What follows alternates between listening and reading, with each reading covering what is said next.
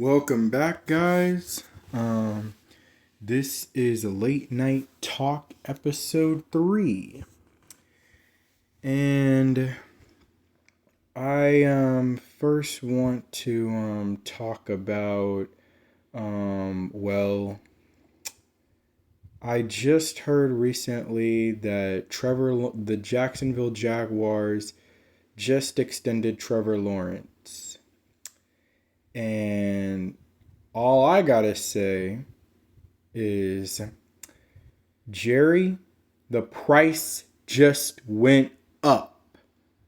The price just went up. All right. Yesterday's price is not today's price. It's not.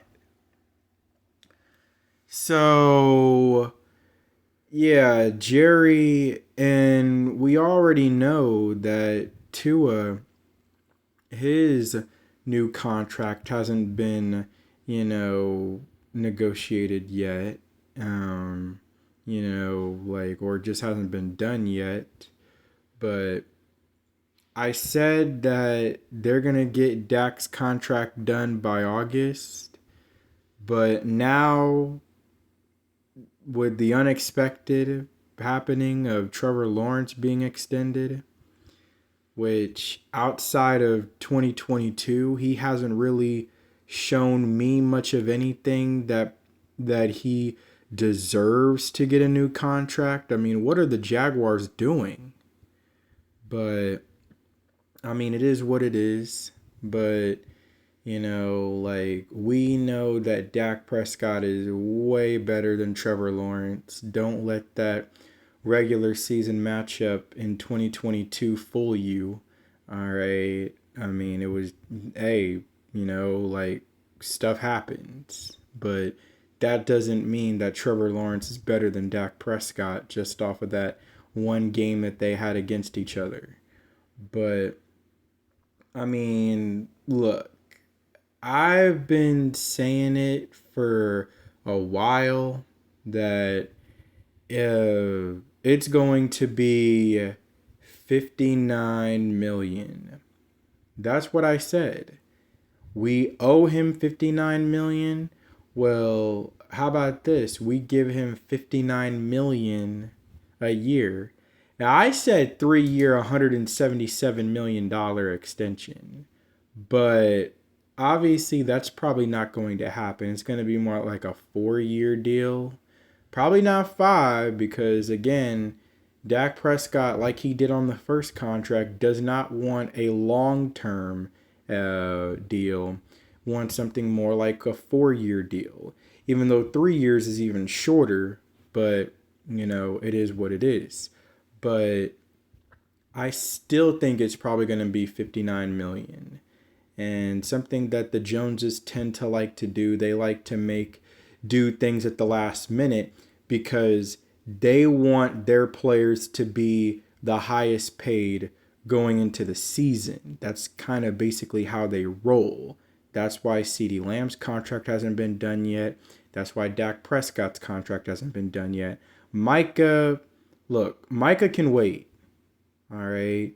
Just like that one movie, all right, a long time ago, Heaven Can Wait. Micah can wait. All right. So, I mean, we, as far as I'm concerned, have 2 players that need to get money bags before this 2024 season starts. And those guys are the dynamic duo of Dak Prescott and CeeDee Lamb. So, we'll see how that all transpires. I'm real interested to see how that all goes down. But, that's pretty much what it is. I think that the Jacksonville Jaguars are making a huge mistake.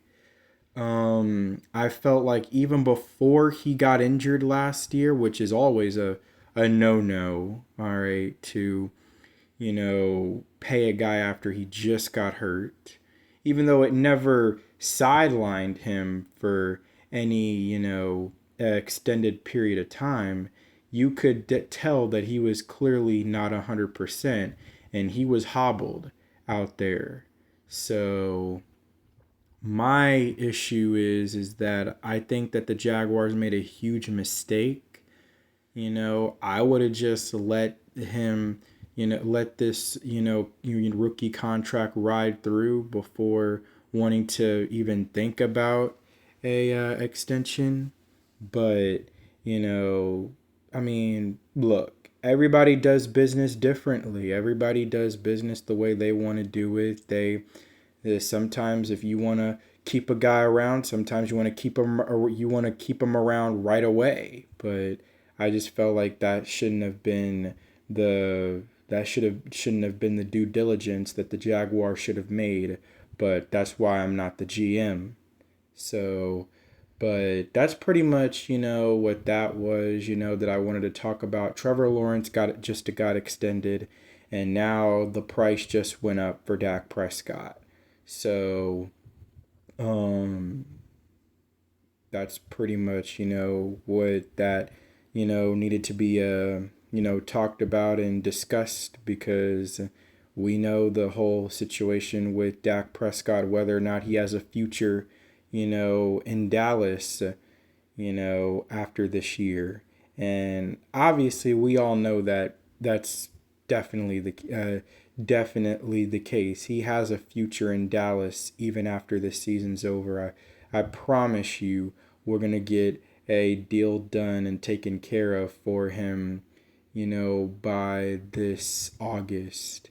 I'm just saying it's just a shame that it has to take this long, but I just know how the Joneses roll. No, I'm not buddy buddy with them, but no, I just know them. Most of us, we all know them. All of Cowboys Nation, we all know them, and know the due diligence that they normally like to do.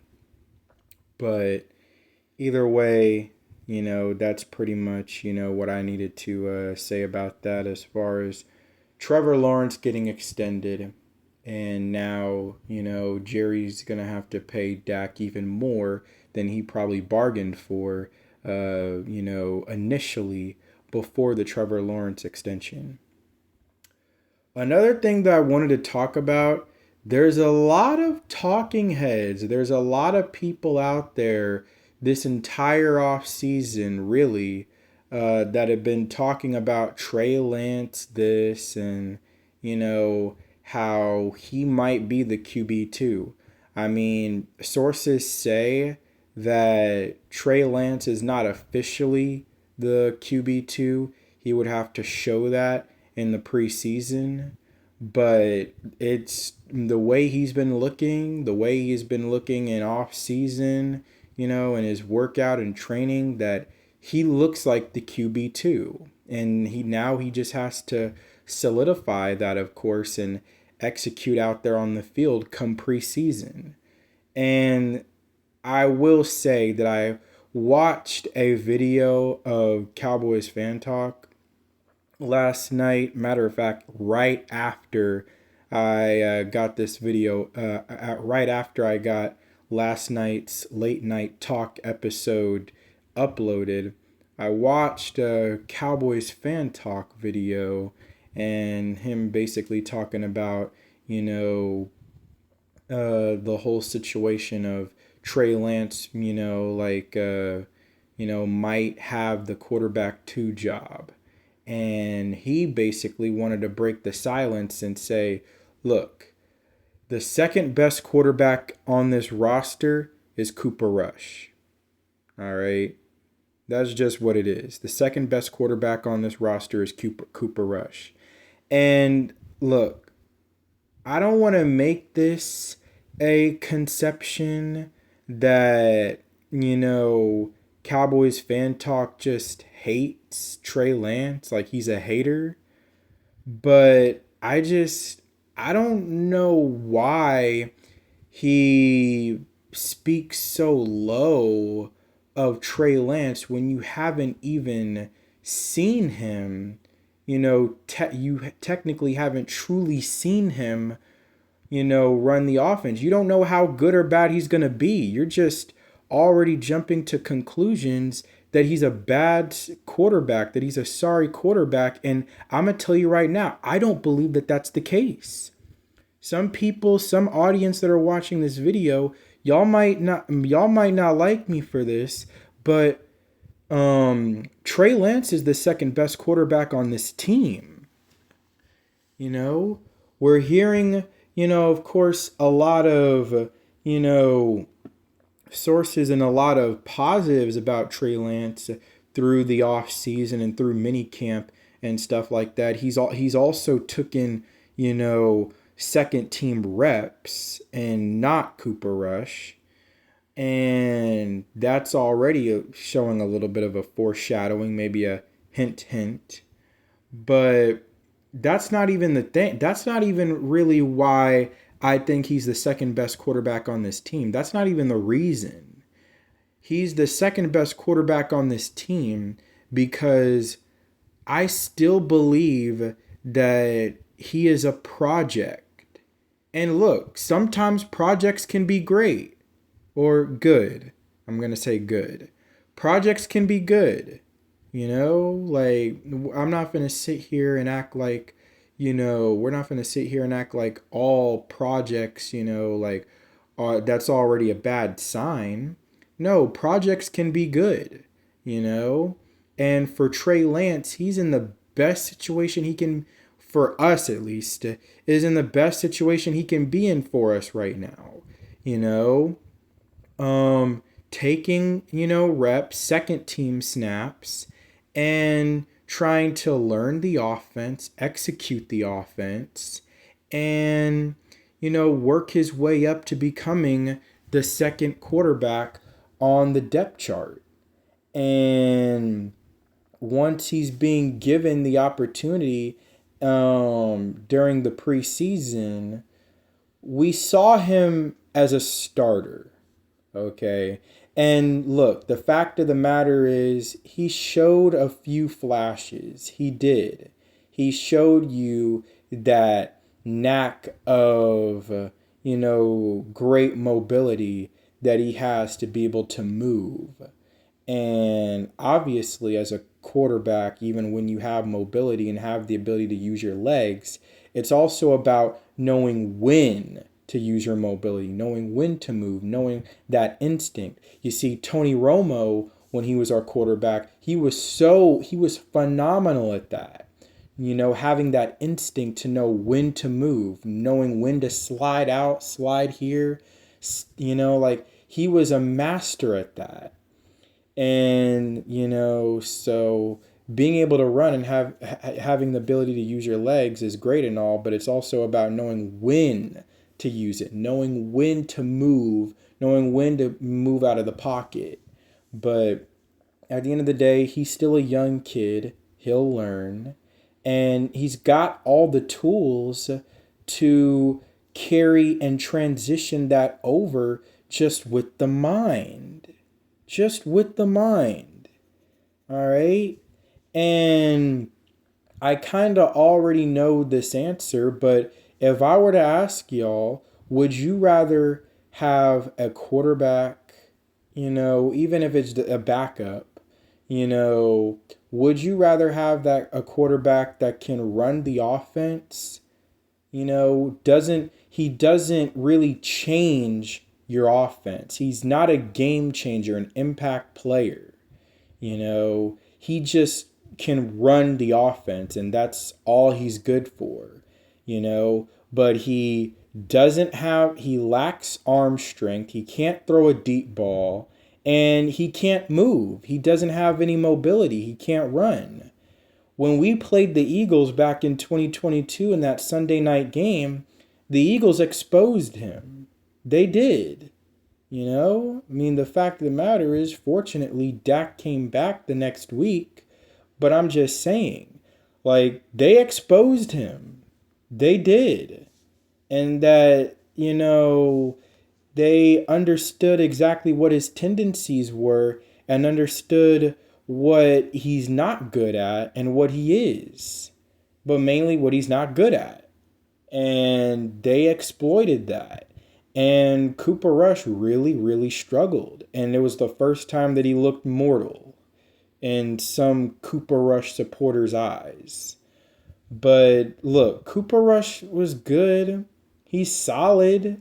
But I think we could get more out of a now, look, obviously, you wouldn't expect any more from a backup quarterback, but I would like to have a quarterback that would be able to keep this train going at the exact same pace that it was when the other conductor was at the helm. I would like that.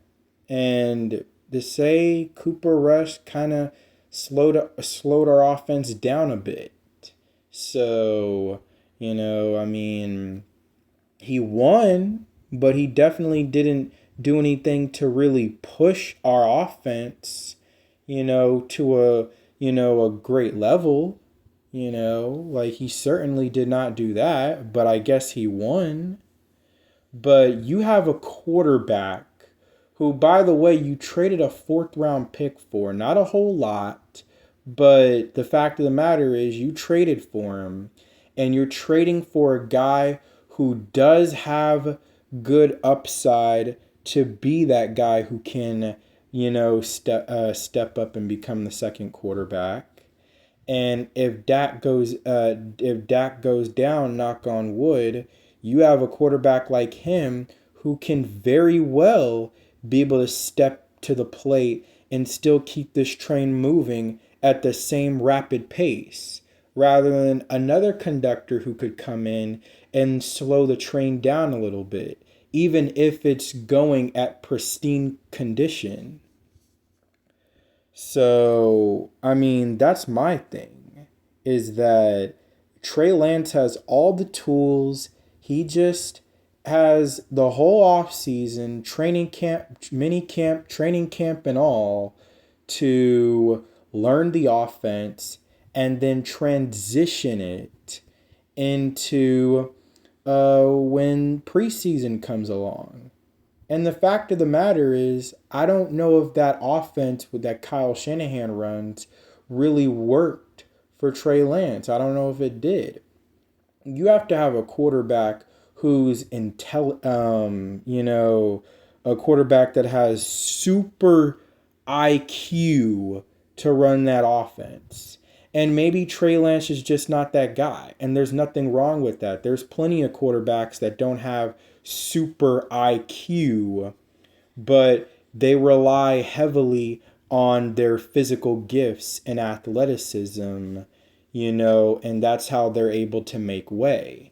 And Trey Lance has that ability. He has the physical gifts and athleticism, and maybe that's just what he needs, is to have that ability to where he can just be able to use his athleticism and physical gifts to his advantage, rather than running an offense to where he would have to use so much of his brain, which doesn't work for every single quarterback. It just doesn't. It may sound weird and may sound odd, but that's very normal, you know? But, I mean, work to Trey Lance's strengths. That's all I ask. Work to his strengths, you know, plays to where he can use his legs, use his athleticism, and use his physical gifts, including when throwing the ball. And, he can be able to learn the offense. And this isn't a very complicated offense, ladies and gentlemen. It may be the West Coast offense, but it's not the way you've seen other teams run the West Coast offense. This is a little more, this is, like not as sophisticated, you could say. It's not a very sophisticated playbook that we run, not at least after the first more than a quarter part of the season, at least. But, very well, I think that this can work for Trey Lance, and he can get that QB2 job. because as far as I'm concerned, I just feel like Cooper Rush, his days are maybe just a little bit, he's very well, I believe, going to be pushed back to the QB3 job. So, I know I sound like a broken record, but again, Trey Lance has all the physical tools and we just need to see him during preseason and even training camp and preseason when running and executing the offense. That's plain and simple. So you know I just want to you know like cut the whole question and you know discussion on Trey Lance. Is he a QB2 for the Cowboys? Is he a QB2? Um excuse me. I had a little bit of a voice crack. Um but is it, like he the QB2, of this team? Can he be the QB2? Um I don't think that should be a question. I think absolutely he can and will be the QB2 for this team because he just has the larger upside. He has the larger upside, and there's just the little things that he needs more time to progress on, and that's literally it. So, you ask me, I don't think it's really that big of a discussion. And as far as I'm concerned, I don't know if Cowboys fan talk, I mean, look, still, respect him and everything, he can talk ball a little bit, and his, sort of thoughts and opinions on things, but I don't know if he's always correct on certain stuff, especially not that, because I do believe that Trey Lance is the QB2 and will prove that. So, that's pretty much, to close, Trevor Lawrence and, him being extended and what that does for the market for Dak Prescott and how Jerry and Steven want to figure out and negotiate this contract. We already know about CeeDee Lamb that he needs to get his contract done.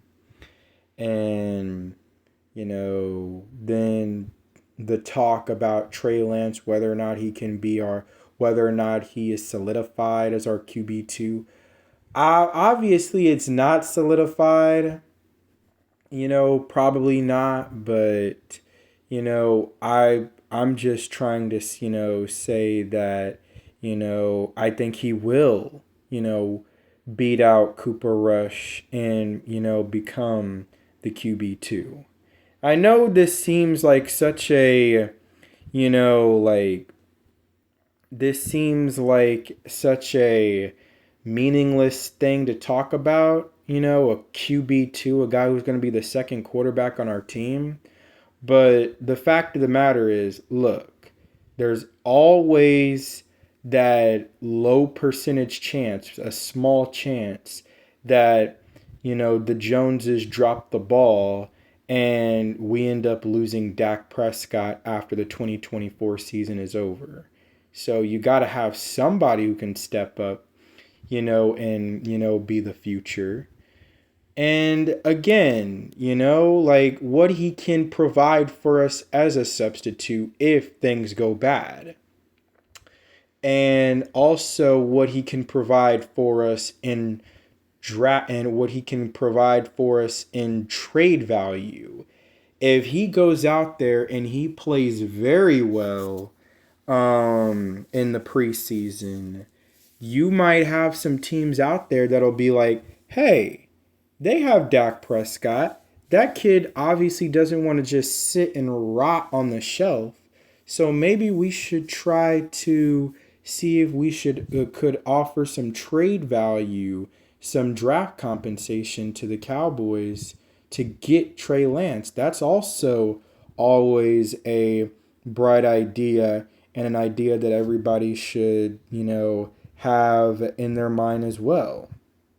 So, obviously, I mean, it's the people are gonna be like, okay, so you trade for a guy just to trade him, away. Like, I know it seems weird, but you got to look at it as a, almost like a philosophy standpoint on just trying to run a business and trying to run it for the future of having that draft compensation for guys that could very well, be key in the long run with, those draft picks that you traded this guy for. So that's pretty much what it is. But, let me know how y'all feel about this, the, Trevor Lawrence situation, how it affects the market for Dak Prescott, maybe even Tua.